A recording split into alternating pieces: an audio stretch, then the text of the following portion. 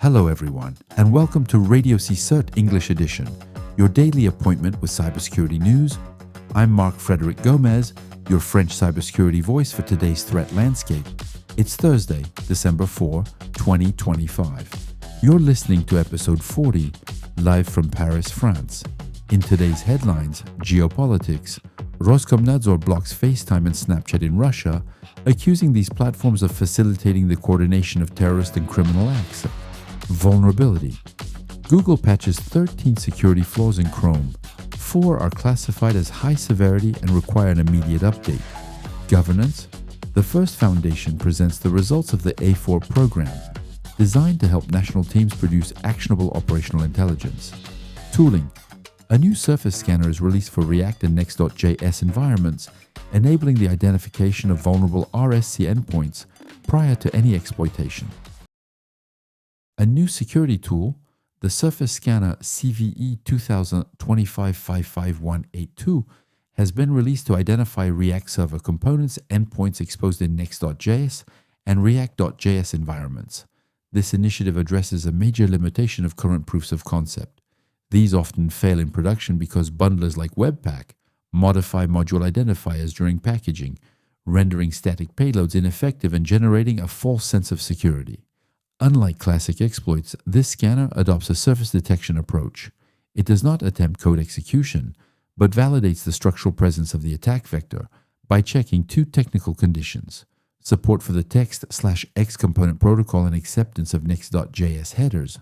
If an endpoint is detected as exposed, the risk of remote code execution is confirmed.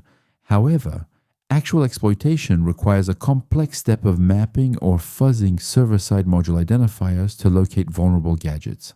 The tool, available as a Python script, is intended for auditors and security teams to perform non-intrusive reconnaissance before in-depth analysis.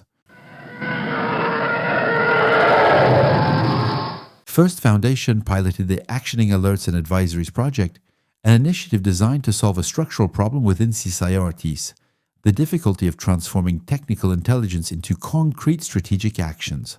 The project stems from the realization that response teams, historically focused on reactive incident response, often lack the processes needed to convert raw data streams into intelligible advice for decision makers. Funded by the British government, the program was deployed to 4 national CSIRTs: Bahamas, Cameroon, Malawi, and Trinidad and Tobago. The approach was adaptive and decoupled from proprietary solutions. Malawi and Trinidad and Tobago, the focus was on the resilience of electoral processes against influence campaigns and disinformation. Bahamas, deployment of the CyberReef probe network for local vulnerability analysis. Cameroon, creation of an anti-scam portal relying on strong digital sovereignty, internal forensics and DNS management. Operationally, integrating tools like IntelMQ helped optimize threat feed orchestration. The project also fostered the creation of local ecosystems, including banks and law enforcement, allowing these CSIRTs to become active contributors within international trust networks. Google has just deployed a critical update for the Chrome browser, fixing 13 vulnerabilities, 4 of which are classified as high severity. Attention is mainly focused on the CVE 2025-13633 flaw, which affects the digital credentials module used for sharing verified identities. This is a use-after-free vulnerability.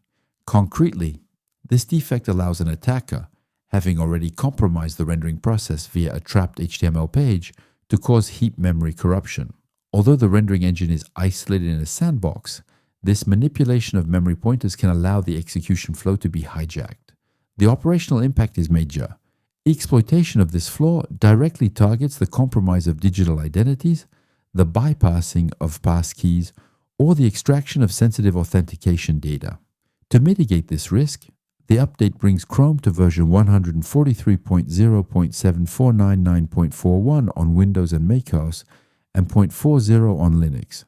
Google has not yet disclosed full technical details to delay the creation of exploits. It is important to note that this vulnerability concerns the entire Chromium ecosystem. Users of third-party browsers like Edge, Brave, or Opera should also expect imminent patches. The Russian telecommunications regulator, Roskomnadzor, has restricted access to FaceTime and Snapchat applications on national territory. The authority justifies this decision with security imperatives, stating that these platforms are used to coordinate terrorist activities, recruit criminals, and conduct fraudulent operations against the population. Regarding Snapchat, the block has been effective since October 10th as part of the centralized public network management system. This measure aligns with Russian legislation, which requires foreign services to guarantee interception capabilities and remove content deemed illegal. According to the regulator, the lack of cooperation on these points motivates the suspension of services.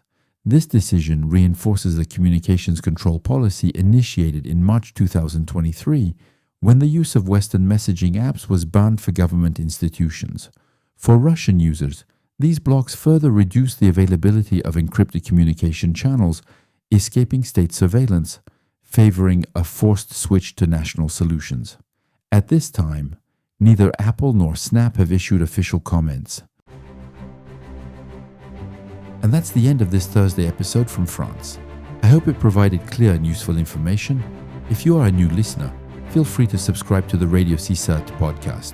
We are available on Apple Podcasts, Amazon Music, YouTube, Deezer, and Spotify. You can find all open source intelligence links used for this episode on RadioCSIRT.com. Until then, remember, don't think, just patch. See you tomorrow for a new episode. Bye.